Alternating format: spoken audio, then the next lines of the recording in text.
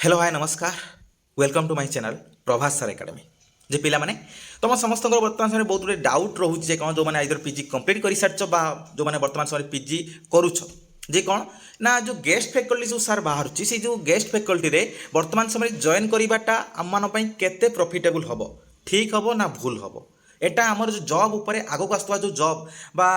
जो आमको आगक जो मैंने जो प्रिपेरेसन करुच जो डिफरेंट डिफरेंट जॉब पाई तापाई किछि माने नेगेटिव हम कि ता ऊपर किसी नेगेटिव इंपैक्ट पकेब कि ये टाइम वेस्ट हम कि आम जो फोकस अच्छी आम जो एम जो अच्छी से आमर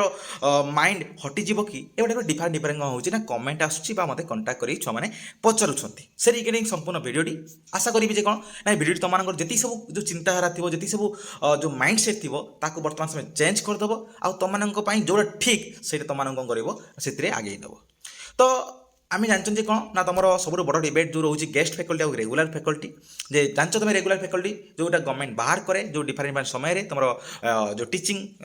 जो क्षेत्र में जो तुम आइदर हो तुम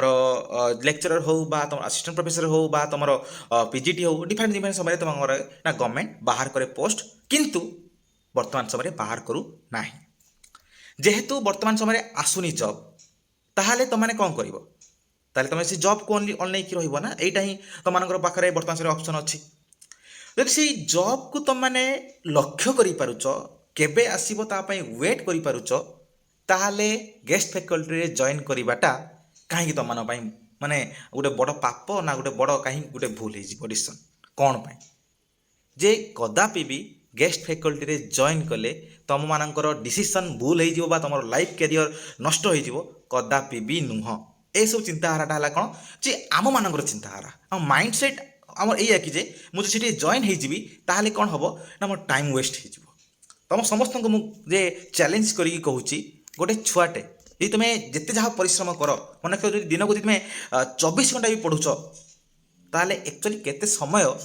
तुम इन्वेस्ट करुच रियल पाठ पढ़ारे निज उपचार जदि देखा मोटामोटी भाव में बर्तमान जॉब मब कि ना पीजीटी क्षेत्र में अच्छी ना तुम एसएसबी लेक्चरशिप क्षेत्र में हो बा ओपीसी लेक्चरशिप हो बा असिस्टेंट प्रोफेसर हो जहाँ भी जो क्षेत्र में वर्तमान समय रे केते समय से सब जिनस पढ़ुच आ से केते समय इन्वेस्ट करुच रियल देखा गले कौटी 5 ରୁ 6 घंटा हम 5 ରୁ 6 घंटा छाड़देला आउ अधिका हम नहीं जोटा तुम रियल पढ़ुच मे भी 10-12 घंटा बही पाखे मैंने बसते ही पार किंतु एक्चुअल पढ़ुच के समय ना 5 ରୁ 6 घंटा जब 5 ରୁ 6 घंटा पढ़ुच आउ जो होल जो टाइम रहा आउ जो रहा जो 6 घंटा पढ़ुच 6 घंटा 18 घंटा जो रहा आहरी ताले कौन करुच ताले तुम मैंने से माइंड आसुना पढ़ाई बा तुम अदर किसी जिनस इनवल्व रोच तो ये डिफरेंट डिफरेंट जिन हो तो से 18 घंटारू जब किसी समय तुम गोटे कौन जॉब क्षेत्र में तुम जब एप्लाय कर निजक असुविधा कौन असुविधा एक्चुअली जॉब रे नाई असुविधा एक्चुअली आम पाखे अच्छी कौन ना ये जो गेस्ट फैकल्टी रे जॉइन कर आमर माइंड सेट होची कौन ना आम मानकर सब किसी प्रॉब्लम हो काले एटा एक्चुअली नुह जे समस्त जानवा दरकार जे कौन ना ये जॉब रे जो गेस्ट फैकल्टी हाँ ये टेम्पररी बेसीस रे गोटे वर्ष से जो गोटे वर्षटा तुम मैंने बर्तमान समय जो बसिक जो वेस्ट कर तुम मैंने निजे भाव तुम जब कौन जिनस एंगेज हो तुम लाइफटा बहुत भल लगे आ पढ़ापढ़ी भी ठीक से चलो तुम जब देख पीजी कर सारापर गोटे वर्ष बसीगल देखिए तुम मानक कौटी तुम भल लगे तो से तुम ट्राए कर कौन ना गेस्ट फैकल्टी जॉइन करने बहुत सारा रिजन अच्छी जो रिजन की कौन हम ना तुम गेस्ट फैकल्टी को जॉइन करने बाध्य कर सब बड़ जिन कौन ना इकोनॉमिक इंडिपेंडेंसी मैं तुमको आज सब किसी एनालिसिस करी कहीदेवी जे कौन ना इकोनॉमिक इंडिपेंडेंसी बहुत दरकार वर्तमान समय पीजी पर तुम मानकर पाखर जब पैसा बारंबार बारंबार तुम बड़ फैमिली को मागुव केदिन मागिब आहरी चिंता कर छुआ तो वर्ष 2 वर्ष है जगिकी बही जे कौन है केबे एसएसबी लेक्चरशिप बाहर केबे नेक्स्ट पीजीटी बाहर कि केबे नेक्स्ट जो पोस्टिंग हम तो एत किसी बाहर ना ताले जो 2 वर्ष जो तुम टाइम वेस्ट करिया व्यतीत तुम जब कौन गोटे डिफरेंट कॉलेज जब कौन कल ना गेस्ट फैकल्टी जॉइन करगल तुम मानकर तो प्रॉफिट ना पैसा क्या हाथ को आसो ना तुम हाथ को आसो आगुरी टंकाटे नाला बर्तमान समय तुम 35-30 हज़ार टका रोजगार कर तुम मानकर प्रॉफिट से तुम मानकर क्वालिटी तुम से जो जॉइन कल से तुम क्वालिटी तुम मेरिट बेसिस रे जॉइन कल कौन पुला कौन नहीं तुम बसई देना तो तुम निज मेरिट बेसिस रे पाउच आउ जो तुम जो हेटी जो एक्सपीरियंस जो गेन करिवो जो टीचिंग एक्सपीरियंस गेन करिवो से तुम आगो को आसुथुबा जो डिफरेंट डिफरेंट जो एग्जाम अच्छी डिफरेंट डिफरेंट जो इंटरव्यू अच्छी से बहुत प्रॉफिटेबल हम धर एसएससी लेक्चरशिप कथा मुझे कहूँ एसएससी लेक्चरशिप तुम गोटे टीचिंग अच्छी तुम अदर जो अच्छी ओपीएससी पीजीटी क्षेत्र में भी तुम अच्छी टीचिंग अच्छी डिफरेंट डिफरेंट जो अच्छी जॉब अच्छी जो टीचिंग फैकल्टी जोड़ा अच्छे जो हायर एजुकेशन डिपार्टमेंट रे से कौन हो तुम टीचिंग देवाक पड़ो तुम तो एठी तुम तो टीचिंग तुम गेस्ट फैकल्टी जॉइन कर ऑलरेडी तो टीचिंग तुम अभ्यास हो गोटे वर्ष पाखापाखि तुम रहा जो गोटे वर्ष रोच तुम गोटे अभ्यास हो कौन ना एक्चुअली तुम गोटे मैच्योर टीचिंग गोटे मैच्योर टीचर हो मे भी गोटे वर्ष हो से गोटे वर्ष तुमको फाइनेंशियल इंडिपेंडेंसी दब से गोटे वर्ष तुमको जे तुम टीचिंग क्षेत्र में इम्प्रूवमेंट आनिबो से गोटे वर्ष कौन कर तुम सब्जेक्ट नॉलेज को भी कौन कर डेभलप कर तुम्हें चिंता कर तुम भावुन जे मु वर्तमान समय गवर्नमेंट कॉलेज रे बहुत सारा गवर्नमेंट कॉलेज वर्तमान पोस्टिंग बाहर आग को नॉन गवर्नमेंट एडेड कॉलेज भी कौन हम पोस्टिंग बाहर जो गवर्नमेंट कॉलेज रे जो पोस्टिंग बाहर वर्तमान समय चिंता कर आगुरी 500 टंका वर्तमान समय होते ना 700 टंका पर क्लास आम गोटे मस 50टा क्लास दिजाव 35,000 टंका पाइब वर्तमान समय गवर्नमेंट चेंज कर ये जो 35,000 टंका पाइब चिंता कर आगर किसी टंका रोजगार कर वर्तमान समय 35,000 टंका रोजगार करुच गोटे वर्ष देख लो दरे तुम चिंता कर केते टका इनकम कलनी तुम निजे आ तुम पाखर तो किसी संचित हो रहा जो गुड़ाक तुम मैंने तुम फैमिली को मागुच कारण मन रखिए गोटे समस्त गोटे बढ़िया कथा जे कौन ना जिते बड़े आमर एज बढ़े से एज सांग को आम मानकर जो आम सब चाहते आम कि इंडिपेंडेंट हवा इकोनोमिकली इंडिपेंडेंट हवा किंतु यदि तुम जॉब बढ़िया थी तुम आहरी इंडिपेंडेंट हो फैमिली उपरे फैमिली तेल कौन आ तुम मानक ऊपर आशा रखा एटलिस्ट तो गोटे वर्ष हो पछे जॉइन कर बेटर तुम समस्त तुम कौठू ना घरे बसी रहा ना चाकरी को ओनली वेट करवा कारण आग को चाकरी बाहर ना वर्तमान समय चाकरी बाहर ना तो केवल ताको वेट करवाटा गोटे बहुत बड़ मूर्खामीर परिचय हो तुम्हें पढ़ से तुम टाइम इन्वेस्ट कर तर एथि तुम कौन कर तुम कॉलेज जाऊच तुम मन रखिए जो जो अच्छी गवर्नमेंट कॉलेज रे जो गेस्ट फैकल्टी अच्छी तुम जो समय जो क्लास थी से समय ओनली क्लास कर मैक्सिमम टू मैक्सिमम 3 ରୁ 4 घंटा धर रही एग्जाम्पल देरी जो अटके दौरान कौन ना 3-4 घंटा रही 5 घंटा धर भी किसी जाए तो 24 घंटा 5 घंटा गला आ रहा 19 घंटा 19 घंटा तुम 6 ରୁ 7 घंटा निजे सेल्फ स्टडी कर आहरी केते घंटा रहा ना आउट रहा 12 घंटा 12 घंटा तुम कौन शोच बुलाबुली कर खाओ पिओ मजामस्ती कर तापर शुओ तो चिंता कर हे वर्तमान समय टाइम मैनेजमेंटा तुम मैंने कर टाइम मैनेजमेंटा ये कॉलेज वाला करेंगे टाइम मैनेजमेंट बर निजक करार अच्छी कारण तुम निजक सेल्फ इंडिपेंडेंट हबार अच्छी वर्तमान समय तुम पाखे जो पैसाटा आसिक पहुँची जाऊँगी तुम केते तुम भितर इम्प्रूवमेंट आसो निजे देख आ गए बहीटे किनापी तुम फैमिली उपर डिपेंड होता वर्तमान समय से बहीटे किनापी निजे सक्षम हो तुम पाखे पावर आसीज तुम भितर गोटे अलग गोटे खुशी आसीज कौन ना मुझे एक्चुअली रोजगार करुच्ची निज माने क्वालिटी रे निज जो ये बल निजर मेरिट बल मुझे जॉबटा पाई गोटे खुशी लगे आई थ्रो तुमने कौन कर आहरी तुम मोटिवेशन लगे तुमने नेगेटिव भावनी जे कौन तुम टाइम वेस्ट हो तुम फोकस डिक्रीज हो तुम जो ये कौनटा कहल इंटरेस्ट कमी जाऊँगी ये सब जिन भावनी बर भाव जे कौन जॉइन करने द्वारा मो टीचिंग एक्सपीरियंस बढ़ो जॉइन करने द्वारा मु इकोनोमिकली इंडिपेंडेंट हो पारि जॉइन करने द्वारा जे मोर सब्जेक्ट नॉलेज बढ़ो तुम चिंता कर समस्ते तो मैंने भाव जे जिते तुमने बर्तमान समय यंग अच्छ समस्ते कौन आग कालिया बहुत सारा सार मैंने थे ये थे तुम जाच जो मैंने कौन करती ना जो मैंने ठकाती ये करती पढ़ाती क्लास को जाती एमती बसती बस गपसप करती पलि आसती तुमने समस्ते यंग आ तुम जिते गोटे जॉब रे इते इनवल्व हम तुमने कौन से ठकेब कि नुह ना तुमने कौन कर ना पढ़ी जाकि पढ़ेब बर्तमान समय मत भी पढ़ाई मुझे जो कॉलेज में पढ़ाऊँ क्लास रे पढ़ाऊँ ता पूर्व प्रिपेरेसन कर पड़ुची तुम समस्त भी सेम जिन कर प्रिपेरेसन करमी प्रिपेरेसन कर ना 2-3टा बही पढ़ एनालिसिस कर गोटे वेल डिजाइन नॉलेज तुमको मिल जाव जोटा तुमने कौन कर तुम छुआ को पढ़ेब गोटे समराइज नॉलेज तुमने पाइज आउ तुम या कंटिन्यू माने कंटिन्यूअसली माने प्रैक्टिस करने द्वारा जो वर्ष जो राक रही तुम मैंने ता द्वारा तुम भितर तुम जो एक जो सब्जेक्ट एक्सपर्टाइज बढ़ी गोटे सब्जेक्ट नॉलेजटा तुम भितर आहरी कौन हो डेभलप हो चिंता कर तो से तुम समस्त को अनुरोध तुम समस्ते गेस्ट फैकल्टी जॉइन करवा दरकार ଆହୁରି ବହୁତ ସାରା ଜିନିଷ ଅଛି ଯୋଉଟାକି ତୁମର ଗେଷ୍ଟ ଫ୍ୟାକଲ୍ଟି ଜଏନ୍ କରିବା ଦରକାର। କାହିଁକି ନା ମନେ ରଖିବ ଗୋଟେ ଆଗକୁ ଯେକୌଣସି ଏକ୍ଜାମ୍ ଦେବ, ଇଣ୍ଟରଭ୍ୟୁ ସବୁଠାରେ ଅଛି। ଯେଉଁ ଇଣ୍ଟରଭ୍ୟୁ ଅଛି ତାକୁ ଫେସ୍ କରିବ କିପରି ଭାବରେ, ତା ଫେସ୍ କରିବା ପାଇଁ ଗେଷ୍ଟ ଫ୍ୟାକଲ୍ଟି ଇଣ୍ଟରଭ୍ୟୁ ବି ଦରକାର। ଯେଉଁ ଗେଷ୍ଟ ଫ୍ୟାକଲ୍ଟି ଯେତେବେଳେ ତୁମେ ଜଏନ୍ କରିବ ତାପରେ ତ ଇଣ୍ଟରଭ୍ୟୁ ଦେବ ନା,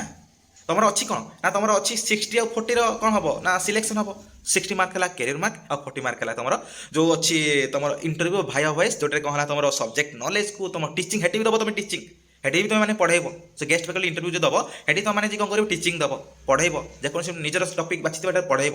ତା ସହିତ କ'ଣ ନା ତୁମ ପର୍ସନାଲିଟି ଚେକ୍ କରାଯିବ। ଚିନ୍ତା କର ତୁମେ ସମସ୍ତେ, ତୁମେ ଯଦି କୌଣସି ଗୋଟେ ଜାଗାରେ ରିଜେକ୍ସନ୍ ହେଲ, ନେକ୍ସଟ ଆଉ ଗୋଟେ ଜାଗାରେ ତୁମେ ପକାଅ, ହେଲେ କ'ଣ ହେବ, ତୁମ ନିଜର ଯେଉଁ ସବୁ କମି ଗୁଡ଼ାକ ଅଛି ତାକୁ ତୁମର ଇମ୍ପ୍ରୁଭମେଣ୍ଟ ହେବ। ଆଉ ଏଇ ସବୁ ଜିନିଷ ଗୁଡ଼ାକ ତୁମେ ହେଲ୍ପ କରିବ କେଉଁଠି ନା ତୁମର ମେନ୍ ରେଗୁଲାର ଏକ୍ଜାମ୍ରେ, ମେନ୍ ଗଭର୍ଣ୍ଣମେଣ୍ଟ ଏକ୍ଜାମ୍ରେ ଯେତେବେଳେ ତୁମେ ଏକ୍ଜାମ୍ ଦେବ ସେତେବେଳେ ଏଇ ସବୁ ଜିନିଷଟା ତୁମମାନେ କ'ଣ କରିବ ନା ପ୍ରଫିଟେବୁଲ୍ କରିବ।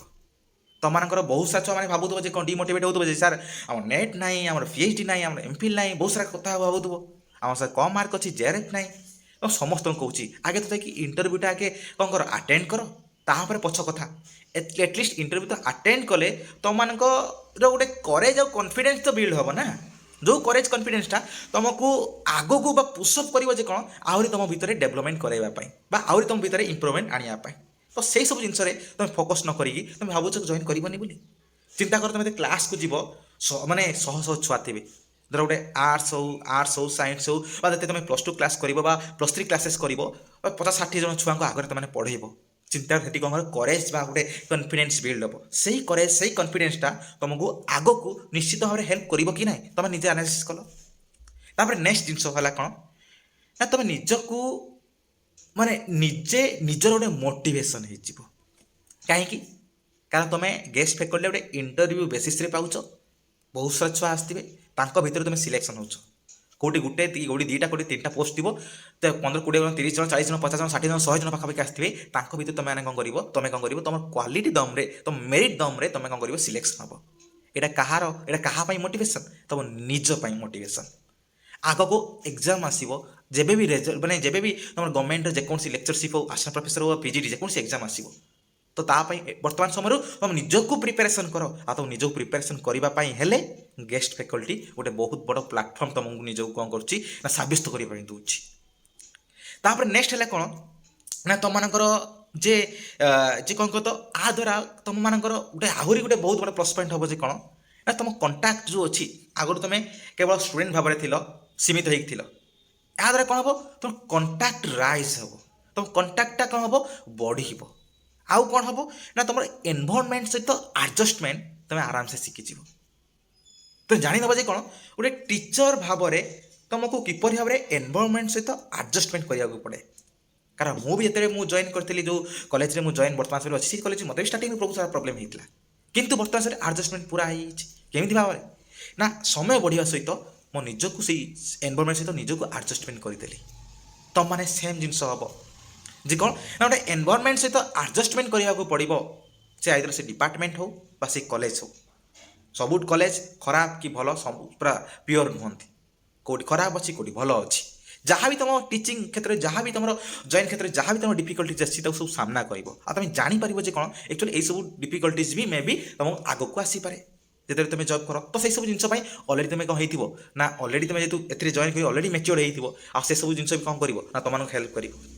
ଆଉ ତା ସହିତ କ'ଣ କଣ୍ଟାକ୍ଟ ରାଇଜ୍ ହେବ, ବହୁତ କଣ୍ଟାକ୍ଟ ରାଇଜ୍ ହେଇଯିବ ତୁମମାନଙ୍କର। କାହିଁକି ଧର ମୁଁ ବର୍ତ୍ତମାନ ସାଥିରେ କୌଣସି ଗୋଟେ କଲେଜ ଧର ଜଏନ୍ କରିଛି, ମୁଁ ବର୍ତ୍ତମାନ PG କରିଛି, ବାସ୍ ଅନଲି ନେଟ୍ କ୍ଲିୟର କରିଦେଇଛି। ମୁଁ ବର୍ତ୍ତମାନ କ'ଣ କରୁଛି ନା ଡିଫରେଣ୍ଟ ଜାଗାରେ ମୁଁ ଗୋଟେ ଜାଗାରେ ଗଭର୍ଣ୍ଣମେଣ୍ଟ କଲେଜରେ ବର୍ତ୍ତମାନ ସମୟରେ କ'ଣ ଅଛି ନା ଗେଷ୍ଟ ଫ୍ୟାକଲ୍ଟି ଅଛି। ଏଇ ଯେଉଁ ଗୋଟେ ବର୍ଷ ଭିତରେ ମୁଁ ଡିଫରେଣ୍ଟ ସାର୍ମାନଙ୍କ କଣ୍ଟାକ୍ଟରେ ଆସିବି। ସେମାନେ ବହୁତ ସାରା ଜାଗାରେ ବହୁତ ଭଲ ମୋତେ ଆଡ଼ଭାଇସ୍ ଦେଇପାରିବେ। ବହୁତ ସାରା ଭଲ ଫ୍ୟାକଲ୍ଟି ମାନଙ୍କ କ'ଣ ହେବି ନା ତା ସଂସ୍ପର୍ଶରେ ଆସିବି, ଯେଉଁମାନେ କ'ଣ କରିବେ ମୋତେ ଆଗକୁ ଯିବା ପାଇଁ ପ୍ରେରଣା ଦେବେ। ବହୁତ ସାରା ଜାଗାରେ ଦେଖିବ ସେମାନଙ୍କ ଅଣ୍ଡରରେ ସେମାନେ ଏଠି ଯାଇକି ତାଙ୍କ ଅଣ୍ଡରରେ ବି PhD କରିଦେଇ ପାରୁଛନ୍ତି, ତାଙ୍କ ସହିତ କଣ୍ଟାକ୍ଟ ବଢ଼ାଉଛନ୍ତି। କ'ଣ ହେଲା ତାଙ୍କ ଫ୍ୟୁଚରରେ କିଛି ହେଲ୍ପ ପାଇବା ପାଇଁ। ତ ଏଇ ଟାଇପ୍ର ବହୁତ ସାରା ଜିନିଷ ଅଛି। ସେଇ ଯେଉଁ କଣ୍ଟାକ୍ଟ ରାଇଜ୍ ଦ୍ୱାରା ତୁମମାନଙ୍କର ଆଗକୁ ଡିଫରେଣ୍ଟ ସମୟରେ ଯଦି କିଛି ପ୍ରୋବ୍ଲେମ୍ ହେଲା ସେଇମାନେ ହିଁ ହେଲ୍ପ କରିବେ। ତ ଏଇଟା ଗୋଟେ ବହୁତ ବଡ଼ ପ୍ରଫିଟ୍। ତ ସେଥିପାଇଁ ତୁମ ସମସ୍ତଙ୍କୁ କହୁଛି ଯେ ଗେଷ୍ଟ ଫ୍ୟାକଲ୍ଟିକୁ ଯଦିଓ ତୁମର ଗୋଟେ ରେଗୁଲାର ଜବ୍ ନୁହଁ, ଯଦିଓ ଏଇଟା ଗୋଟେ ଟେମ୍ପୋରାରୀ ବା ଗୋଟେ କଣ୍ଟ୍ରାକ୍ଚୁଆଲ୍ ଜବ୍, ସେଇ ଗୋଟେ ବର୍ଷ ପାଇଁ ତୁମ ନିଜ ଭିତରେ ଡେଭଲପମେଣ୍ଟ ଆଣିବା ପାଇଁ ୟୁ ସୁଡ୍ ଜଏନ୍ ଇଟ୍। ତୁମକୁ ଜଏନ୍ କରିବାକୁ ପଡ଼ିବ ମାନେ ପଡ଼ିବ। କାହିଁକି? କାରଣ ତୁମେ ଜଏନ୍ ବି ନ କର, ଯଦି ଜଏନ୍ ନ କରିବା ପାଇଁ ଚାହୁଁଛ, ତୁମ ପାଖରେ ଯଦି ଇକୋନୋମିକାଲ ମାନେ ପ୍ରୋବ୍ଲେମ୍ ନାହିଁ, ଇସ୍ୟୁଜ୍ ନାହିଁ, ତୁମେ ନିଜେ ଚିନ୍ତା କର, ମୁଁ ତ ଏଟଲିଷ୍ଟ ତ ଇଣ୍ଟରଭ୍ୟୁରେ ଯାଇକି ବସିବି ନା, ମୋତେ ପଇସା ପଡ଼ୁନି ନା ଇଣ୍ଟରଭ୍ୟୁ ବସିବା ପାଇଁ। ଆରେ ତୁମେ କେତେ କେତେ କ'ଣ ଖର୍ଚ୍ଚ କରିଦେଉଛ, କ'ଣ ଯାଇକି ସେଠି ଯାଇକି ପହଞ୍ଚି କ'ଣ କରିବ ନା ଇଣ୍ଟରଭ୍ୟୁରେ ବସିପାରିବନି। ତୁମେ ସେଠି ସିଲେକ୍ସନ୍ ହୁଅ, ସେଠି ବି କ'ଣ କର, ଜଏନ୍ କର, ଏଟଲିଷ୍ଟ ତ ଇଣ୍ଟରଭ୍ୟୁଟେ ଦିଅ। ହେଲେ ତୁମ ଭିତରେ ତ ଜାଣିବ ଯେ କ'ଣ ମୁଁ ଗୋଟେ ଇଣ୍ଟରଭ୍ୟୁଟେ ଫେସ୍ କଲି, କେମିତି ଟାଇପ୍ର ଗୋଟେ କ୍ୱେଶ୍ଚନ୍ସ ଆସେ, କେମିତି ଟାଇପ୍ର କେଉଁ ଟାଇପ୍ର ମାନେ କ୍ୱେଶ୍ଚନ୍ସ ମୋତେ ପଚାରୁଛନ୍ତି, ମୁଁ ତ ଫେସ୍ କରେ। ଏଟଲିଷ୍ଟ କ୍ୱେଶ୍ଚନ୍ସ ଫେସ୍ କଲେ ତୁମମାନଙ୍କ ଭିତରେ ଯେଉଁ ଯେ କ୍ୱେଶ୍ଚନ୍ ଆନ୍ସର୍ ଦେବାର କାପାବିଲିଟିଟା ବଢ଼ିବ, ପ୍ରେଜେନ୍ସ ଅଫ୍ ମାଇଣ୍ଡଟା ତୁମମାନଙ୍କର ମ୍ୟାଚିଓର୍ଡ ହେବ ବା ଡେଭଲପ୍ ହେବ। ସେଇ ସବୁ ଜିନିଷ ତୁମକୁ ଦରକାର, କାରଣ ଆଗକୁ ବି ତୁମେ ଗଭର୍ଣ୍ଣମେଣ୍ଟ ଜବ୍ରେ ବି କ'ଣ ହେବ, ଏଇସବୁ ଇଣ୍ଟରଭ୍ୟୁ ଦେବ। ସେତେବେଳେ ଯଦି କ'ଣ ହେଲା ନା କଟିଗଲ, ସରିଗଲା, ଲାଇଫ୍ରେ କଟିଗଲ, ଆଉ ଗଭର୍ଣ୍ଣମେଣ୍ଟ ଜବ୍ ପାଇବନି। କିନ୍ତୁ ଏଠି ବାରମ୍ବାର ତୁମ ହାତରେ ଗୋଟେ ଚାନ୍ସ ଅଛି ଯେ ଏ କଲେଜରେ ହେଲାନି, ମୁଁ ଆଉ ଗୋଟେ କଲେଜରେ ଯିବି, ଆଉ ଗୋଟେ କଲେଜରେ ହେଲାନି, ମୁଁ ଆଉ ଗୋଟେ କଲେଜରେ ଯିବି। ହେଲେ କ'ଣ ହେବ ନା ତୁମ ଭିତରେ ଯେଉଁ ଡେଭଲପମେଣ୍ଟଟା ଆପେ ଆପେ ହେବ। କେଉଁ କ୍ଷେତ୍ରରେ ତୁମର ୱିକ୍ ଅଛ, କେଉଁ କ୍ଷେତ୍ରରେ ତୁମର ନଲେଜ କମ୍ ଅଛି, ତୁମେ ନିଜେ ଜାଣିପାରିବ। ତ ସେଥିପାଇଁ ତୁମ ସମସ୍ତଙ୍କୁ କହୁଛେ କ'ଣ ନା you should join as a guest faculty ଭାବରେ ଜଏନ୍ କରିବା ଦରକାର। କାହିଁକି? କାରଣ ସେଇ ଗୋଟେ ବର୍ଷ ତୁମର ଲାଇଫ୍ରେ ବହୁତ କିଛି କ୍ଷେତ୍ରରେ ଇମ୍ପ୍ରୁଭମେଣ୍ଟ ଆଣିବ। ମନେ ରଖିଥିବ, ସମସ୍ତେ ମନେ ରଖିଥିବ ଯେ ଇକୋନୋମି ବା ପଇସାଟା ସବୁ କିଛି ଜିନିଷକୁ ଡିଫାଇନ୍ କରୁଛି। ଏ ସୋସାଇଟିରେ ବଞ୍ଚିବାକୁ ହେଲେ ଆମମାନଙ୍କୁ ପଇସା ଦରକାର। ସେ ଯଦି ପଇସା ନାହିଁ ତାହେଲେ ଆମମାନଙ୍କ ପାଖରେ ଗୋଟେ ପରିଚୟ ନାହିଁ। ସତ କଥା ହେଲା, ପରିଚୟ ନାହିଁ। ତାହେଲେ ଇକୋନୋମିକ୍ ଆଇଡେଣ୍ଟିଟି ସମସ୍ତଙ୍କର ବର୍ତ୍ତମାନ ସମୟରେ ଦରକାର। ଇଣ୍ଡିପେଣ୍ଡେନ୍ସି ସେମାନେ ହେବା ଦରକାର ଇକୋନୋମିକାଲ କ୍ଷେତ୍ରରେ। ତ ତୁମେ ଯଦି ବହୁତ ସାରା ଛୁଆ, ମୁଁ ଏତିକି ଜାଣିଛି ଯେ କ'ଣ ସମସ୍ତେ ତ ବହୁତ ଡେଭଲପ୍ ଫ୍ୟାମିଲିରୁ ଆସିଥିବେ ନା, ବହୁତ ଷ୍ଟାଣ୍ଡାର୍ଡ଼ ଫ୍ୟାମିଲିରୁ ଆସିଥିବେ ନା, ସମସ୍ତେ ମଧ୍ୟବିତ୍ତ ଶ୍ରେଣୀର ମିଡ଼ିଲ୍ କ୍ଲାସ୍ରୁ ବା ଲୋଅର୍ କ୍ଲାସ୍ରୁ ବିଲଙ୍ଗ କରୁଥିବେ। ତ ଚିନ୍ତା କର, ସେଇ ଲୋଅର୍ କ୍ଲାସ୍ ବା ସେଇ ମିଡ଼ିଲ୍ କ୍ଲାସ୍ ଛୁଆଟା ଯେତେବେଳେ ସେ ବାହାରେ ରହିକି ପାଠ ପଢ଼ୁଥିବ, ସେଇ ଯେଉଁ ପଇସାଟା ଯେଉଁ ଖର୍ଚ୍ଚ ହେଉଛି ତାକୁ ପୋଷିବ କିଏ, ଦେଉଛି କିଏ? ନା ସେଇ ଫ୍ୟାମିଲି। କ'ଣ ନା କିଛି ଆଶାରେ କ'ଣ ନା ଜବ୍ କରିବ। ତ ଜବ୍ ତ ଏପଟର ବାହାରୁନି ନା, ତାହେଲେ କ'ଣ କରିବ ତାହେଲେ ତୁମମାନେ? ବରଂ ତୁମମାନେ ଏପଟର ଗେଷ୍ଟ ଫ୍ୟାକଲ୍ଟି ରହିକି ଆଉ କିଛି ଅଦର ପାଇଁ ବି ପଢ଼ିପାରିବ। ଟାଇମ୍ ମ୍ୟାନେଜମେଣ୍ଟ ତୁମେ ନିଜେ ଆରାମସେ କରିପାରିବ। ନିଜ ଭିତରେ ସେଇ କନଫିଡେନ୍ସଟା ଆଣିବା ଦରକାର, ନିଜ ଭିତରେ ସେଇ ବିଲିଭ୍ଟା, ସେଲ୍ଫ ଆୱାରନେସ୍ଟା ଆଣିବା ଦରକାର ଯେ କ'ଣ ମୁଁ ଗେଷ୍ଟ ଫ୍ୟାକଲ୍ଟି ଜଏନ୍ କରିକି ବି ମୁଁ ଟାଇମ୍ ମ୍ୟାନେଜମେଣ୍ଟ କରିପାରିବି। ମୁଁ ଗେଷ୍ଟ ଫ୍ୟାକଲ୍ଟି ଜଏନ୍ କରିକି ବି ମୁଁ କ'ଣ କରିପାରିବି, ମୋ ଭିତରେ ମୋଟିଭେସନ୍ ଆଣିପାରିବି, ମୋ ଭିତରେ ଡେଭଲପମେଣ୍ଟ ଆଣିପାରିବି। ମୁଁ ଗେଷ୍ଟ ଫ୍ୟାକଲ୍ଟି ଜଏନ୍ କରିବା ଦରକାର କାରଣ ବିକଜ୍ ଫର୍ ମାଇ ଡେଭଲପମେଣ୍ଟ, ମୋ ଡେଭଲପମେଣ୍ଟ ପାଇଁ ମୋତେ ଜଏନ୍ କରିବା ଦରକାର। ଆଉ ଏଇସବୁ ଜିନିଷ ଯେଉଁମାନେ ଭାବିବେ ସେମାନେ ନିଶ୍ଚିତ ଭାବରେ ଜଏନ୍ କରିବେ। ସିଲେକ୍ସନ୍ ହୁଅ ବା ନ ହୁଅ ସେଇଟା ଦୁସରା କଥା, ଆଟଲିଷ୍ଟ ଇଣ୍ଟରଭ୍ୟୁରେ ଯାଇକି ବସ, ସମସ୍ତଙ୍କ ପାଇଁ ଏଇଟା ଗୋଟେ ମୋଟିଭେସନ୍ ଭଳିଆ କାମ ଦେବ। ସେଇ ଯେଉଁ ଇଣ୍ଟରଭ୍ୟୁଟା ତୁମମାନେ ସମସ୍ତଙ୍କ ପାଇଁ ଗୋଟେ ମୋଟିଭେସନ୍ ଭଳିଆ କାମ ଦେବ। ଯାଇକି ଆଟଲିଷ୍ଟ ବସ, ଆଟଲିଷ୍ଟ ଆଟେଣ୍ଡ କର। ବୁଝଛ ସମସ୍ତେ? ତ ଯାହା ବି ଯେତିକି ଗେଷ୍ଟ ଫ୍ୟାକଲ୍ଟି ବାହାରିବ, ତୁମ ସମସ୍ତଙ୍କୁ କହୁଛି, ଅନୁରୋଧ ଯେ ଏଇଟା ତୁମେ ସମସ୍ତେ ଯାଇକି ଆଟେଣ୍ଡ କର ଆଟଲିଷ୍ଟ। ହେଲେ କ'ଣ ହେବ, ଆଉ ନିଜର ଭଲ, ଆରେ କେହି କ'ଣ ନିଜର ଭଲ ପାଇଁ ଚିନ୍ତା କରିବନି। ଆଉ ମୁଁ ଏଠି କ'ଣ ପାଇଁ ତୁମମାନଙ୍କୁ କହୁଛି, ଆରେ ମୋ ପାଖରେ ମାନେ ହଜାର କ'ଣ ଶହ ଏକ୍ଜାମ୍ପଲ୍ ବି ବହୁତ ସାରା ଅଛି। ଆଉ ପ୍ରେଜେଣ୍ଟରେ ବି ମୁଁ ନିଜେ ବି ଏକ୍ଜାମ୍ପଲ୍ ଯେ କ'ଣ ନା ଗେଷ୍ଟ ଫ୍ୟାକଲ୍ଟି ଜଏନ୍ କରିକି ବି ଜବ୍ ପାଇ ହେବ। ଭାବିବନି ଯେ କ'ଣ ଗେଷ୍ଟ ଫ୍ୟାକଲ୍ଟି ଜଏନ୍ କଲା ପରେ ଜବ୍ ପାଇପାରିବିନି। ନିଜ ଭିତରେ ସେ କନଫିଡେନ୍ସ, ସେ ଯେଉଁ କରେଜ୍ ଯଦି ଥିବ, ନିଜ ଭିତରେ ସେ ଯେଉଁ ଗୋଟେ ଯେଉଁ ଇଚ୍ଛା ଶକ୍ତି ଯଦି ଥିବ, ଇଣ୍ଟରେଷ୍ଟ ଯଦି ଥିବ, ଆରାମସେ ସବୁ ଜିନିଷକୁ ତୁମେ ନିଜେ ପାରିପାରିବ। ବହୁତ ସାରା ସାର୍ ମାନେ, ବହୁତ ସାରା ମ୍ୟାଡ଼ାମ୍ ମାନେ, ମୋର ବହୁତ ସାରା ଫ୍ରେଣ୍ଡସ୍ ମାନେ ବି ଡିଫରେଣ୍ଟ କଲେଜରେ ଜବ୍ ମାନେ ଗେଷ୍ଟ ଫ୍ୟାକଲ୍ଟି ଥାଇକି ବି ସେମାନେ ଜବ୍ କ୍ରାକ୍ କରିଛନ୍ତି। ଆଉ ତାହେଲେ ତୁମମାନଙ୍କ ପାଇଁ କ'ଣ ବଡ଼ କଥା? ତ ସେଥିପାଇଁ ସମସ୍ତଙ୍କୁ କହୁଛି କ'ଣ ଜଏନ୍ କର। ଯେଉଁ ସବୁ କଲେଜରେ ତୁମେ ଯାଉଛ ସେଠି ଆଟଲିଷ୍ଟ ଆଟେଣ୍ଡ କର, କ'ଣ ନା ଇଣ୍ଟରଭ୍ୟୁ ଆଟେଣ୍ଡ କର। ଆଉ ତୁମମାନଙ୍କ ମାଇଣ୍ଡରେ ଯେଉଁ ଷ୍ଟିଗ୍ମା ଯେଉଁ ଅଛି, ଯେଉଁ ଖରାପ ଗୁଡ଼ାକ ନେଗେଟିଭିଟି ଗୁଡ଼ା ମାଇଣ୍ଡରେ ଅଛି ଯେ କ'ଣ ନା ଟାଇମ୍ ୱେଷ୍ଟ ହେଇଯିବ। ମୁଁ ସବୁ କିଛି ପଏଣ୍ଟ ଲେଖିଛି, ମୁଁ ମୋ ଯେଉଁ ନୋଟ୍ରେ ସବୁ କିଛି ଲେଖିଛି, କ'ଣ ସବୁ ମାଇଣ୍ଡରେ ଆସେ, କ'ଣ ମାଇଣ୍ଡ ସବୁ ଥିଙ୍କିଂ କର ତୁମମାନେ ଯେ ଟାଇମ୍ ୱେଷ୍ଟ ହେଇଯିବ, ଫୋକସ୍ ଡିକ୍ରିଜ୍ ହେଇଯିବ, ଇଣ୍ଟରେଷ୍ଟ କମିଯିବ, ତାପରେ ନଲେଜ୍ ବି ଡିକ୍ରିଜ୍ ହେଇଯିବ। କାରଣ ଆମେ କୌଣସି ଗୋଟେ ସବଜେକ୍ଟ ପଢ଼େଇଲେ ଆମେ ଏ ସବଜେକ୍ଟ ପାଇଁ ଟାଇମ୍ ଦେଇପାରିବାନି, ନଲେଜ୍ ବି ଡିକ୍ରିଜ୍ ହେଇଯିବ। ଆଉ ଆମକୁ ରେସ୍ପେକ୍ଟ ମିଳିବନି। ବହୁତ ସାରା ବଡ଼ ଇସ୍ୟୁ ଥାଏ ଯେ କ'ଣ ରେସ୍ପେକ୍ଟ ମିଳେନି। ଆଉ ରେସ୍ପେକ୍ଟ ନ ମିଳୁ, ଅସୁବିଧା କ'ଣ ହେଲା? ତୁମେ ସେଇ ରେସ୍ପେକ୍ଟ ଦେଇକି ତ କାମ ପାଇଁ କାମ କରୁନ ନା, ତୁମେ କାମ କରୁଛ କ'ଣ ନା ନିଜର ଗୋଟେ ପେହଚାନ ବନେଇବା ପାଇଁ।